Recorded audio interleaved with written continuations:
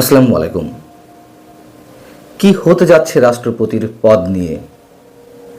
আমাদের বর্তমান রাষ্ট্রপতি মোহাম্মদ শাহাবুদ্দিন চুপ্পুর মেয়াদ আছে 2028 সালের এপ্রিল পর্যন্ত এবং সংবিধানের 50 অনুচ্ছেদ অনুযায়ী যেহেতু রাষ্ট্রপতির মেয়াদকাল 5 বছর, সেহেতু ওই পদে কেউ থাকা পর্যন্ত অন্য কোনো ব্যক্তিকে রাষ্ট্রপতি নির্বাচন করার কোনো আইনগত সুযোগ নাই, যদি কিনা তিনি স্বেচ্ছায় স্বীয় পদ থেকে পদত্যাগ না করেন অথবা সংসদের মাধ্যমে তাকে ইমপিচমেন্ট বা অভিশংসন না করা হয়।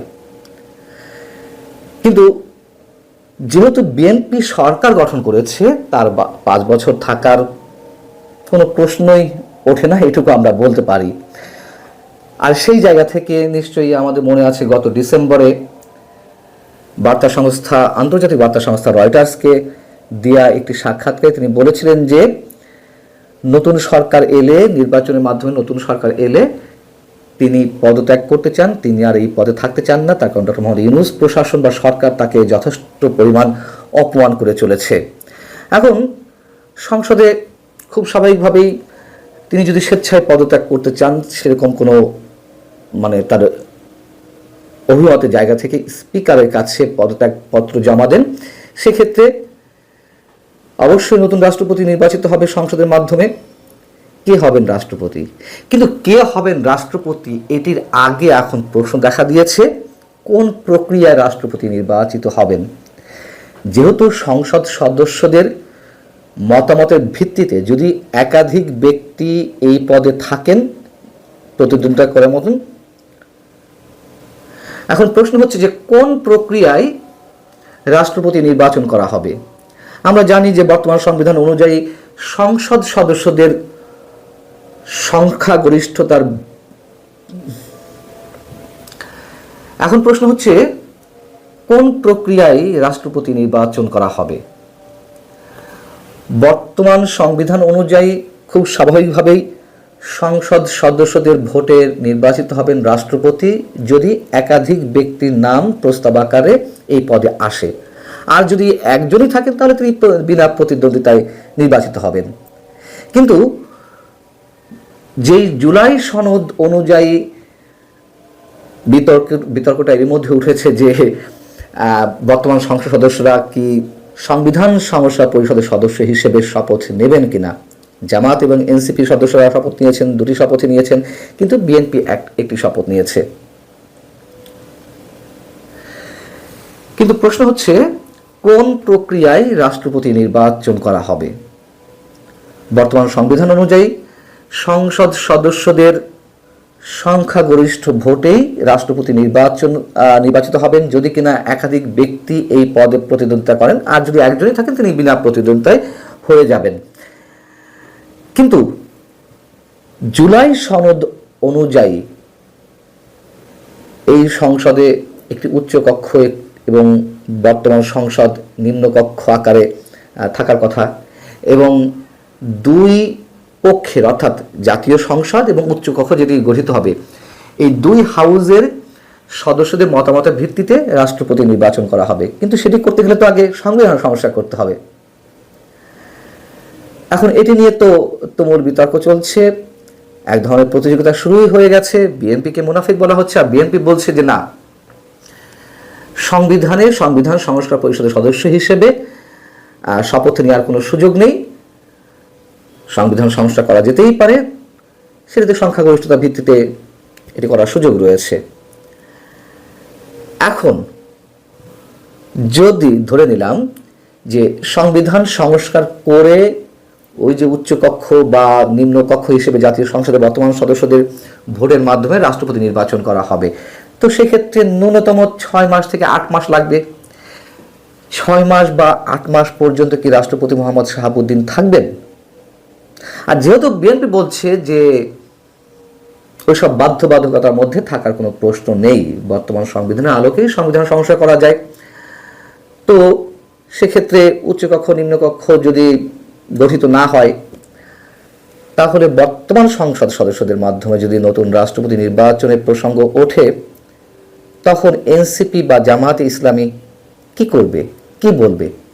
তার কারণ আমরা জানি যে এই জামাত নেতৃত্বাধীন এনসিপি অথবা জামাতের বলয়ের মধ্যে থাকা এনসিপি নেতারা বা জামাতের নেতারা শুরু থেকেই গণঅভ্যুত্থানের পর থেকেই বর্তমান রাষ্ট্রপতির অপসারণ দাবি করে আসছিল। সেটি নিয়ে অনেক কিছু হয়েছে, বঙ্গভবন ঘেরাও করার মতন কর্মসূচিও দেওয়া হয়েছে, ঘেরাও করা হয়েছে সেনা সদস্যদের সঙ্গে, এনসিপি নেতাদের বা আরও এই পন্থী নেতাকর্মীদের সঙ্গে সংঘর্ষও হয়েছে, সেনা সদস্যদের কেউ কেউ আহতও হয়েছিলেন।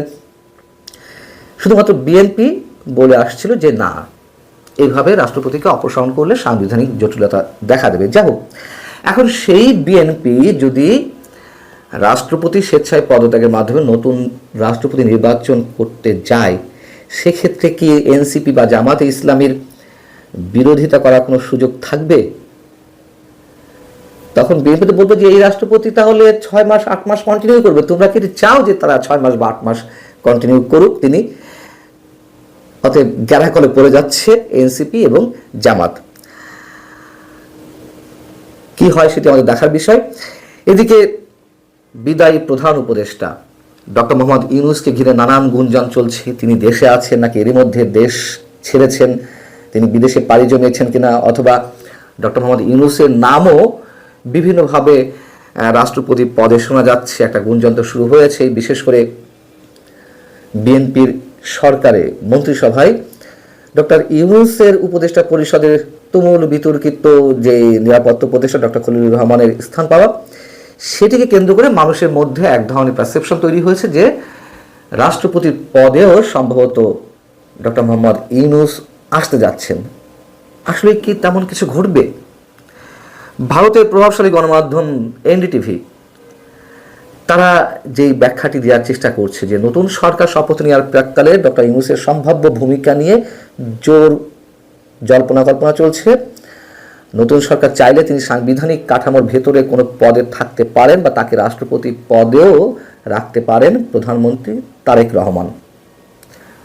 মানুষের বিভিন্ন গুঞ্জনের সূত্র ধরে এই বক্তব্যটি দেওয়া হচ্ছে এবং বলা হচ্ছে যে অন্তর্বর্তী সরকারের নিরাপত্তা উপদেষ্টাকে নিয়োগের পর এই ব্যাপারটি আরও জোরদার হয়েছে সামাজিক যোগাযোগ মাধ্যমে।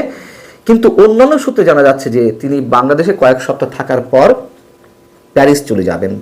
তাই অনেক বিশ্লেষকের মতে তিনি বঙ্গভবনে যাচ্ছেন নাকি প্যারিসে উড়াল দিচ্ছেন সেটা সময় বলে দেবে। এটি এনডিটিভির বক্তব্য। বা এনডিটিভিতে তারেক রহমানের মানে আমাদের নতুন প্রধানমন্ত্রী পররাষ্ট্র বিষয়ক যিনি উপদেষ্টা প্রতিমন্ত্রী পদমর্যাদা সম্ভবত হুমায়ুন কবির, তিনি বলছেন যে ডক্টর ইউনূস সহ কাউকে নির্দিষ্ট, তার বক্তব্যের মধ্যে একটু ঘোলাটে ভাব আছে।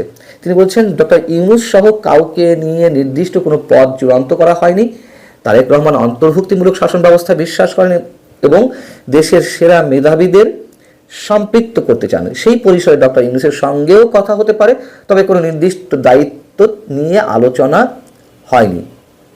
হুমায়ুন কবির আরও বলছেন, রাজনীতিতে কোনো কিছুই একেবারে অসম্ভব নয়। দেশের স্বার্থে দক্ষতা ও আন্তর্জাতিক অভিজ্ঞতা সম্পন্ন ব্যক্তিদের কাজে লাগাতে আগ্রহী তারেক রহমান। উন্নয়ন ভাবনাকে দলীয় সীমার বাইরে নিয়ে যাওয়ার পক্ষেও তিনি। তার এই বক্তব্যটি বেশ খটকা জায়গায়। তিনি বলছেন ওই ধরনের কোনো আলোচনা হয়নি, আবার বলছেন আকার ইঙ্গিতে বোঝাচ্ছেন যে তারেক রহমানের যে মানসিকতা তাতে যে কাউকে তিনি এই পদে আনতে পারেন। যদি তাই হয় আসলে আমরা বিস্মিত হব না, বিস্মিত হওয়ার কিছু থাকে না। তবে আমার ব্যক্তিগত যে ধারণা তারেক রহমান সম্ভবত এই ভুলটি করবেন না। যদি অনেকের যে নানান ধরনের কথাবার্তা গুঞ্জন ডক্টর মোহাম্মদ ইউনূসের সঙ্গে কোনো ধরনের কথাবার্তা হয়ে থাকে, কোনো চুক্তি হয়ে থাকে অথবা কোনো ধরনের ওয়ার্ড তিনি দিয়ে থাকেন, সেক্ষেত্রে হতেও পারে। তবে সর্বসাকুল্যে আমার মনে হয় না তারেক রহমান এই ভুলটি করবেন। যাই হোক, এখন রাষ্ট্রপতির নিয়োগের যে প্রক্রিয়া সেটি নিয়ে একটা খেলা জমে উঠবে এনসিপি, জামাত ইসলামী এবং বিএনপির মধ্যে। এটি বেশ আমরা ঢের বুঝতে পারছি। ভালো থাকুন সবাই, আল্লাহ হাফেজ।